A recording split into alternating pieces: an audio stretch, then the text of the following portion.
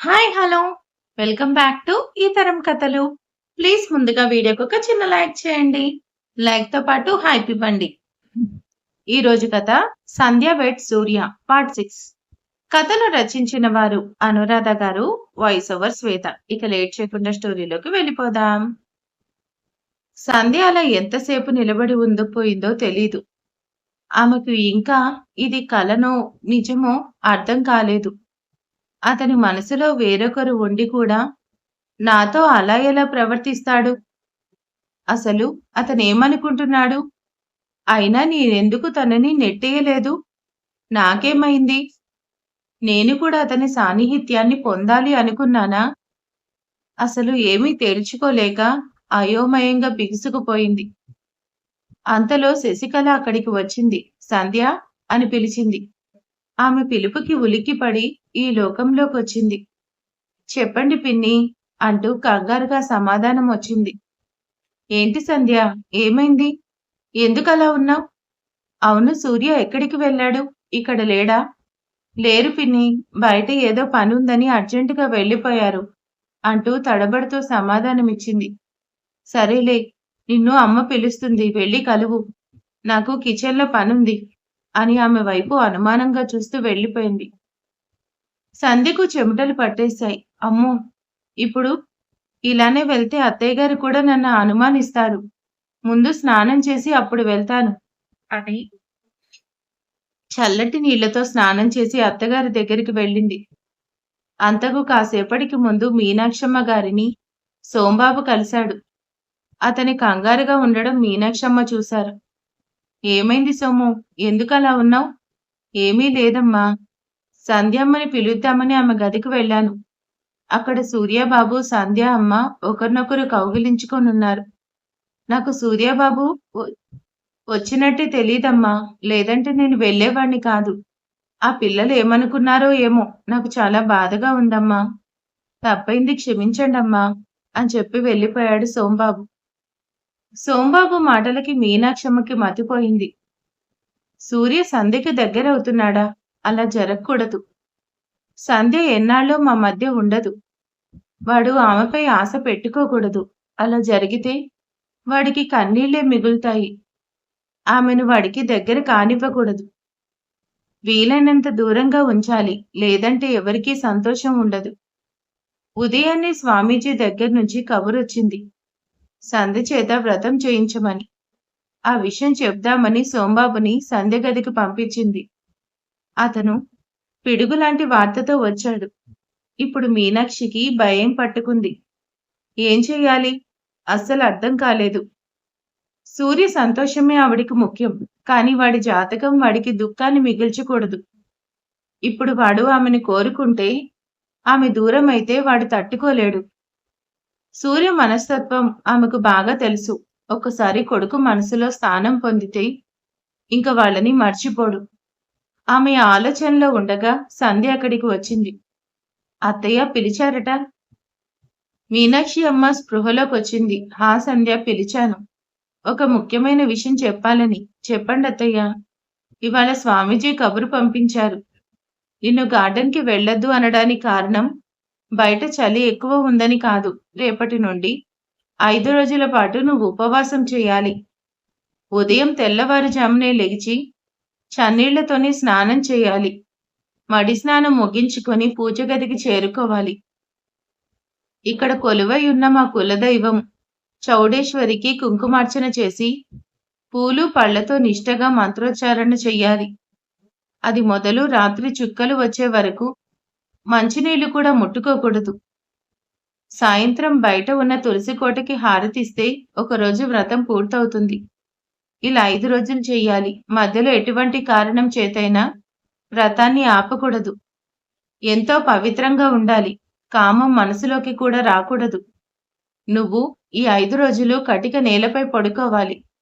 భర్తను కూడా చాలా పవిత్రంగా భావించాలి. అర్థమైందా? సంధ్యకి ఆవిడ పదే పదే ఎందుకలా చెప్తుందో అర్థం కాలేదు. ఆవిడికి తెలుసు. అతనికి నాకు ఎలాంటి సంబంధం లేదు అని. తెలిసి కూడా ఎందుకు నన్ను బాధ పెడుతున్నారు? కార్తీక్ కోసం 5 రోజులు కాదు, 10 రోజులైనా ఉపవాసం చేస్తాను. అతనికి ఎటువంటి దోషం ఉండకూడదు. అందుకు నేనెంత కష్టమైనా భరిస్తాను. నేను చేసే పూజ అతన్ని కాపాడుతుందంటే సంతోషంగా బాధలన్నీ భరిస్తాను. అతనికి నిజంగా ప్రాణగండం ఉందా? ఉంటే నేను చేసే పూజలు అతన్ని కాపాడతాయా? నేనెవర్ని? అతనికేమవుతాను? మేమిద్దరం మీ పెళ్లిని గౌరవించడం లేదు. అతని మనసులో వేరొకరున్నారు. నా నుండి విడిపోవడానికి సిద్ధంగా ఉన్నాడు. అలాంటిది తాళి కట్టినంత మాత్రాన నేను భార్యనైపోతానా? నా పూజలు అతన్ని కాపాడతాయా? నిజంగా నా జాతకం అతన్ని బలాన్నిస్తుంది అంటే అతని కోసం ప్రాణాలైనా ఇస్తాను.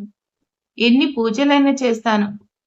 ఆమె ఆలోచనలోంచి బయటకొస్తూ అత్తయ్య, మీ అబ్బాయి కోసం నా ప్రాణాలైనా ఇస్తాను. మీరు చెప్పినట్టే నడుచుకుంటాను. మీనాక్షమ్మకి సంతోషం కలిగింది. సంధ్య నీకెన్నిసార్లు పదే పదే చెప్పడానికి కారణం?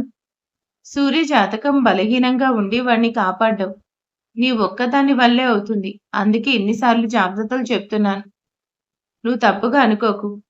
నీకు నీ కూతురు ప్రాణాలు ఎంత ముఖ్యమో నాకు నా కొడుకు ప్రాణాలు అంతే ముఖ్యం. అందుకే జాగ్రత్తలు తీసుకుంటున్నాను. నా మాటకి ఎదురు చెప్పకు. వ్రతం ఎంతో జాగ్రత్తగా చేయాలి. అర్థమైందా? చేసే వ్రతంలో భక్తి ఉండాలి. అప్పుడే ఆ దేవి కృప మనపై ఉంటుంది. గుర్తుంచుకో. ఇక వెళ్ళు రెస్ట్ తీసుకో. ఉదయాన్నే లేవాలి. సరేనా? ఇక వెళ్ళు. సంధ్య సరే అని తలాడించి ఆమె గదికి వెళ్ళిపోయింది. కోడలు సంస్కారం చూసి మీనాక్షమ్మకి గర్వంగా ఉంది. కానీ ఆమె ఎంతో కాలం బ్రతకదు. సూర్య జాతకం కారణంగా ఆమె మరణిస్తుంది. లేదంటే సూర్య మరణిస్తాడు. తన కొడుకు బ్రతకడం కోసం సంధ్య చనిపోతుందని తెలిసినా ఏమీ చేయలేని నిస్సహాయ స్థితిలో ఆమె ఉంది. భగవంతుడా! ఈ పరిస్థితి నుండి నువ్వే కాపాడాలి. నువ్వు తలుచుకుంటే చెయ్యలేదంటూ ఏదీ ఉండదు. మమ్మల్ని కాపాడు. ఇటువంటి పరిస్థితిని తట్టుకునే శక్తినే నా కొడుక్కివ్వు అని ఎంతగానో వేడుకుంది. సంధ్య గదిలోకొచ్చేసింది. ఆమెకు మీనాక్షమ్మ మాటలు పదే పదే వినిపిస్తున్నాయి. ఎందుకు అత్తయ్య నన్ను నేరం చేసిందల్లా చూస్తున్నారు? నా వల్లేమైనా తప్పు జరిగిందా? ఎప్పుడూ లేనిది ఇవాళ నీ భర్తకు దూరంగా ఉండని పదే పదే చెప్పారు. ఆవిడికి అన్ని విషయాలు తెలుసు. అయినా అలా ఎలా మాట్లాడారు? ఆమె కన్నీళ్లొస్తున్నాయి. తెలియని దుఃఖం వస్తుంది. అసలు ఈ ఇంట్లో వాళ్ళు నన్నేమనుకుంటున్నారు? ఆమెకు గట్టిగా ఎడవాలని ఉంది కానీ, అందుకు కూడా ఆమెకు స్వతంత్రం లేదు. ఇంట్లో ఎవరికీ ఆమె కోసం బాధ లేదు. తను తను ఎలా పోయినా పర్వాలేదు. వాళ్ళ వారసుడు మాత్రం క్షేమంగా ఉండాలి. అంతే. వాళ్ళకు కావాల్సింది ఏదైతే ఏమి అతన్ని కాపాడ్డం నా బాధ్యత. ఈ వ్రతాన్ని ఎంతో నిష్టగా చేస్తాను. ఎటువంటి పొరపాటు జరగనివ్వను అని మనసులోనే నిర్ణయించుకుంది. కాకపోతే ఒక్కటే కోపం. ఆమెతో అతను అలా ప్రవర్తించి నిలబడి క్షమాపణ కూడా చెప్పకుండా వెళ్ళిపోయాడు. అసలేమనుకుంటున్నాడు? తన మనసులో చెప్పలేని కోపం వస్తుంది. వస్తాడుగా చెప్తా నీ పని అని కసురుకుంటూ నేలపైనే పడుకుంది.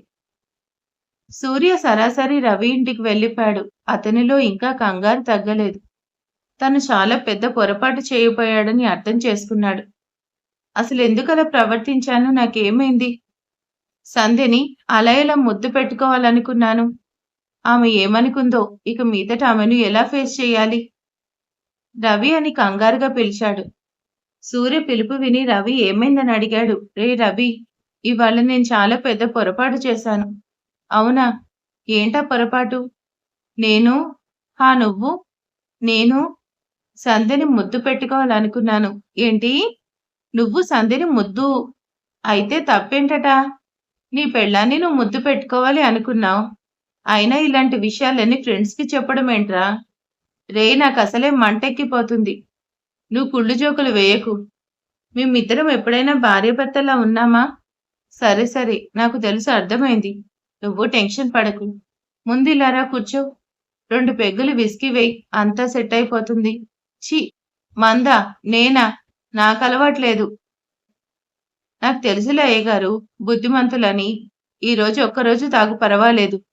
నీ మైండ్‌కి ఫ్రీ అవుతుంది అని బలవంతంగా ఒక గ్లాస్ విస్కీ పట్టించాడు. సూర్య ఉక్కిరిబిక్కిరి అవుతూ తాగాడు. హా! ఇప్పుడు చెప్పు ఎలా ఉంది? అబ్బా! చాలా మంటగా ఉందిరా. ఇంకొకటి తాగితే సెట్ అయిపోద్ది తాగు.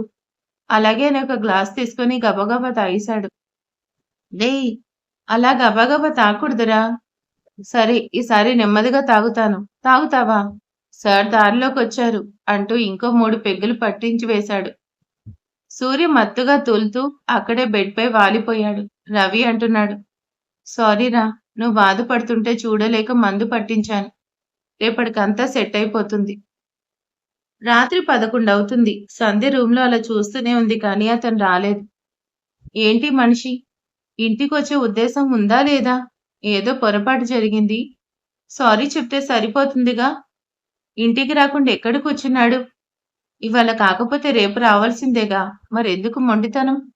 అని విసుక్కుంటూ నేలపైనే పడుకుంది. తెల్లవారింది. సంధ్య కంగారుగా లేచింది. టైం 4 అవుతుంది.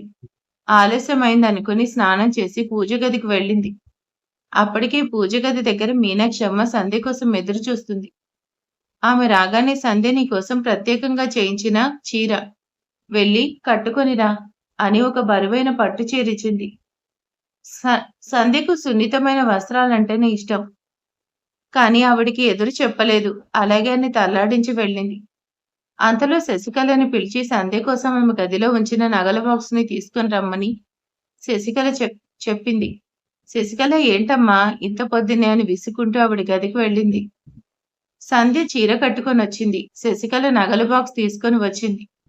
సంధ్య నగల్ని పెట్టుకోవాలి. సాయంత్రం తులసి కొట్టు దగ్గర హారతి ఇచ్చేంత వరకు.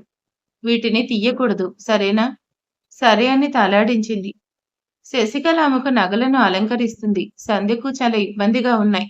ఆ నగలన్నీ చాలా బరువుగా ఉన్నాయి. కొంచెంగా గీసుకుంటున్నాయి. శశికళ వెటకారంగా ఏం సంధ్య? నగలన్నీ చాలా బరువుగా ఉన్నాయి కదా అని నవ్వింది.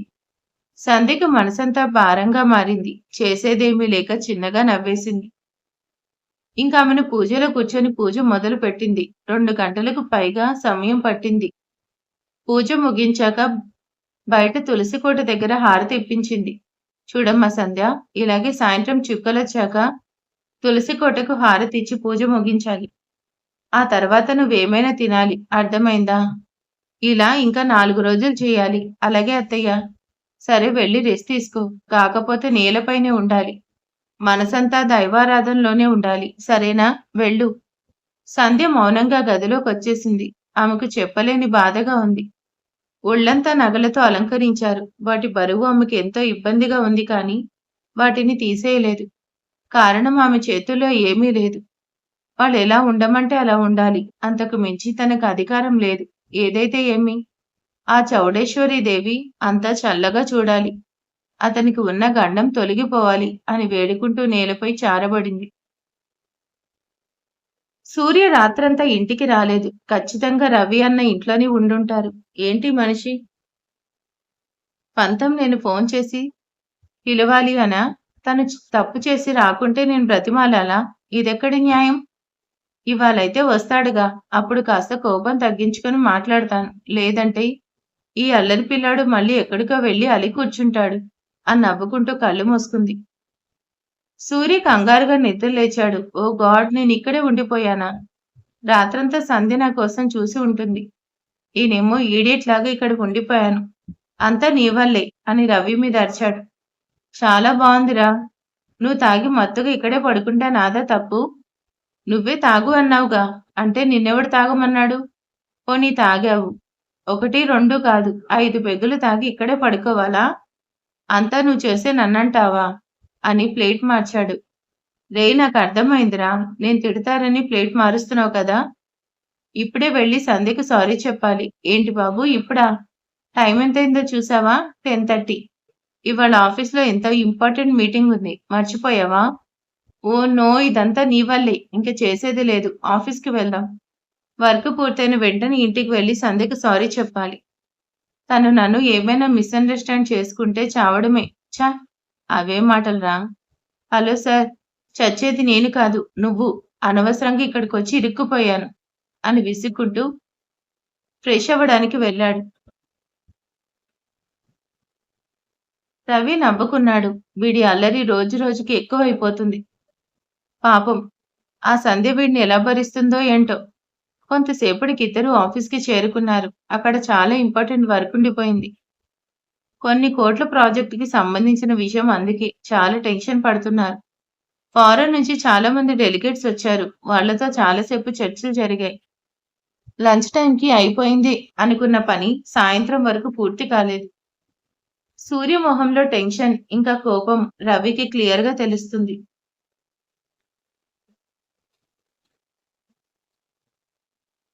తన ఫ్రెండ్ టెన్షన్ తగ్గించుకుందుకు మందు పట్టించాడు. అది కాస్త ఇంకాస్త సమస్యను పెంచింది. వేరే దారి లేక ఇంటికి ఫోన్ చేశాడు. అవతల నుండి ఎవరో ఫోన్ లిఫ్ట్ చేసి, నేను రవిని మాట్లాడుతున్నాను. సూర్య ఇంటికొచ్చేందుకు ఆలస్యం అవుతుంది. కొంచెం సంధ్యకు చెప్పండి అని చెప్పాడు. వెంటనే అటు నుంచి ఏం రవి, సూర్య సంధ్యకు మాత్రమే చెప్పమన్నాడా? అనే క్వశ్చన్ వినిపించింది. అమ్మో! చిన్న సీయడి. అబ్బే! అలా ఏం కాదు. క్యాజువల్‌గా అన్నాను అంతే. ఇంకుంటా అని ఫోన్ పెట్టేశాడు.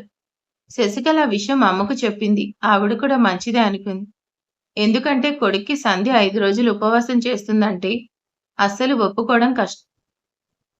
ఒప్పుకోవడం ఖచ్చితంగా గొడవ పడతాడు. ఈ రోజుకి వ్రతం ఎలాగోలా ముగిసిపోయింది. ఆ తర్వాతి రోజు కోసం ఆలోచించసాగింది. సంధ్యకు ఉదయం నుంచి ఏమీ తినలేదని ఆకలి వేయలేదు కానీ ఆమె వేసుకున్న నగలు, బట్టలు చాలా ఇబ్బంది పెడుతున్నాయి. అంతకు మించిన బాధ సూర్య ఇంతవరకు ఇంటికి రాలేదు. ఆమెకి చాలా రోజుల తర్వాత గతం గుర్తొస్తుంది. తెలియకుండానే కన్నీళ్లొస్తున్నాయి. ఏం చేయలేని పరిస్థితి. ఎవరికీ చెప్పుకోలేదు. తనలో బాధపడ్డం తప్ప ఏమీ చేయలేకపోయింది. సాయంత్రం చుక్కలొచ్చాక సమయం 7:30 కావస్తుండగా తులసి కోటకు హారతిచ్చి పూజ ముగించుకొని అత్తయ్యగారిని అడగలేక అత్తయ్య, ఇంకా ఈ నగలు, చీర మార్చుకోవచ్చా? ఆవిడికి సంధ్య పరిస్థితి అర్థమైంది కానీ తప్పడం లేదు. సరేనమ్మా, వెళ్ళి అన్నీ జాగ్రత్తగా భద్రపరిచి స్నానం చేసిరా. భోజనం చేద్దువు గాని. అలాగే అని గబగబా వెళ్ళి అన్నిటినీ తీసి జాగ్రత్త చేసింది. స్నానం చేసి తేలికపాటి చీర కట్టుకొనొచ్చింది. ఆమె కోసం నేలపైన అరిటాకు వేసి ఆహార పదార్థాలను వడ్డించారు. సోంబాబు సంధ్య కోసం మనసులో బాధపడుతున్నాడు. ఈ చిన్నది 5 రోజులు ఇలా చేస్తే ఆమె ఆరోగ్యం ఏమవుతుందో? కానీ మీనాక్షమ్మకి ఎదురు చెప్పే ధైర్యం అతనికి లేదు. అందుకే మనసులోనే బాధపడుతున్నాడు. సంధ్య ఉదయం నుంచి ఏమీ తినకుండా ఉండడం వల్ల చాలా నీరసంగా ఉంది. 2 ముద్దల కన్నా ఎక్కువ తినలేకపోయింది. ఇంక నేను వెళ్తా అత్తయ్య అని చెప్పి గదిలోకి వెళ్తున్న ఆమెకు వినబడేలా ఇంకోసారి చెప్పింది. రేపు కూడా ఇలానే చెయ్యాలి అని. సంధ్య మౌనంగా తలాడించింది. సూర్య చాలా విసిగిపోయాడు. ప్రాజెక్ట్ అయితే ఓకే అయింది. కానీ అతనికి సంతోషం లేదు. కారణం అప్పటికి చాలా ఆలస్యమైంది. రాత్రి 12 గంటల సమయంలో ఆఫీస్ నుండి బయటకొచ్చాడు. రవి సూర్యకి సారీ చెప్పాడు. నా కారణంగా ఇవాళ నువ్వు చాలా ఫీల్ అవుతున్నావు. ఐఎమ్ సారీ రా. ఇట్స్ ఓకే, నువ్వేం చేస్తావు? మన ఫీల్డ్ అలాంటిది. ఏదైతే ఏం, మన ప్రాజెక్ట్ ఓకే అయింది. ఇంటి దగ్గర సంధ్య కోపం పోతే చక్కగా పార్టీ చేసుకోవచ్చు అని నవ్వుతూ కార్ స్టార్ట్ చేశాడు. అతని ఇంటికొచ్చేసరికి 1:00 అయింది. గదిలోకి వెళ్ళేసరికి సంధ్య నేలపై ఒక మూలన పడుకొనుంది. చూడబోతే ఉదయం నుంచి చాలా పనిచేసిన దానిలా కనిపిస్తుంది. సంధ్యకి నా మీద చాలా కోపం వచ్చింది. లేకపోతే తన కోసం నేను గదిలో ఇంకా బ్యారేజ్ చేశాను కానీ తనిప్పుడు ఇలా నేలపై పడుకొని ఉంది. అంటే మేడం గారు చాలా కోపంగా ఉన్నారు. మొహం కూడా వాడిపోయింది. అసలేమైనా తిందా? ఏం చేయాలి? తననెత్తి బెడ్‌పై పడుకోబెట్టినా తనకి మెలకువ వస్తే మళ్ళీ నేనేదో చేయాలనుకున్నానని అపార్థం చేసుకుంటుంది. వద్దు బాబు. ఉదయం లేచాక ప్రశాంతంగా కూర్చోబెట్టి సారీ చెప్తాను అని నిర్ణయించుకొని ఆమెకు అటువైపు నేలపై అలాగే పడుకుండిపోయాడు. మీనాక్షమ్మకు ఒక ఆలోచన వచ్చింది. వేరే దారి లేక సూర్య గదిలోకి వెళ్ళింది. కొడుకు కోడలున్న గదిలోకి వెళ్ళడం సరైంది కాదని తెలిసినా తప్పక వెళ్లాల్సొస్తుంది. ఆమె చెప్పినట్టే సంధ్య నేలపై నిద్రపోతుంది. హమ్మయ్య అనుకుంది. ఇంకో మూలన సూర్య ఆఫీస్ నుండొచ్చి కనీసం బట్టలు కూడా మార్చుకోకుండా నేలపై నిద్రపోవడం చూసింది. ఆవిడ మనసు చివుక్కుమంది. కొడుకు పరిస్థితి ఆమెకు అర్థమవుతుంది. నెమ్మదిగా అతనికి మాత్రమే వినిపించేలా తట్టి లేపింది. సూర్య ఉలిక్కిపడి నిద్రలేచాడు. ఎదురుగా తల్లి ఆవిడ్ని చూడగానే కాస్త కంగారు పడ్డాడు. మామ్, మీరు ఈ టైంలో శబ్దం చెయ్యొద్దు అని సైగ చేసి అతని గది బయటికి తీసుకువెళ్ళి సూర్య మనసు ఎందుకో కీడు శంకించింది. ఏమైంది మామ్? ఏమైనా సమస్య? అలాంటిదేం లేదు బాబు. మన వెంకటేష్ ఊర్లో ఒక సమస్య. నేనిప్పుడే వెళ్ళాలి. అక్కడి నుండి వచ్చేందుకు 4, 5 రోజులు పడుతుంది. నువ్వు నాతో పాటు వస్తే నాకు సహాయంగా ఉంటుంది. ఇప్పుడే బయలుదేరాలి. కానీ మామ్ ఇప్పుడా? ఏం బాబు? ఏదైనా సమస్య? ఈ అమ్మ కోసం ఒక 4 రోజుల పాటు నాతో రాలేవా? అలా కాదు మామ్. నాకిక్కడ ఒక ముఖ్యమైన పనుంది. పనులెప్పుడు ఉండేవే. నా కోసం వాటిని పక్కన పెట్టి బయలుదేరు. నేను సోంబాబుతో మాట్లాడొస్తాను అని ఆవిడ వెళ్ళిపోయింది. ఆ అమ్మాయి ఎంతో అర్జెంట్ అండ్ ఇంపార్టెంట్ అయితే తప్ప తనని ఇబ్బంది పెట్టదు. ఇంకావిడకి ఎదురు చెప్పలేక రెడీ అయ్యాడు. సంధ్య వైపు చూసి అతనికొక ఆలోచనొచ్చింది. వెంటనే తన మనసులో ఉన్నది ఒక లెటర్‌లో రాసి ఆమెకు కనపడేలా పక్కనే పెట్టి, సారీ సంధ్య, నేను వెళ్ళాలి. ఈ ఫోన్ కోసం వెయిట్ చేస్తూ ఉంటాను. బాయ్ అని చెప్పి బయటికి వచ్చేశాడు.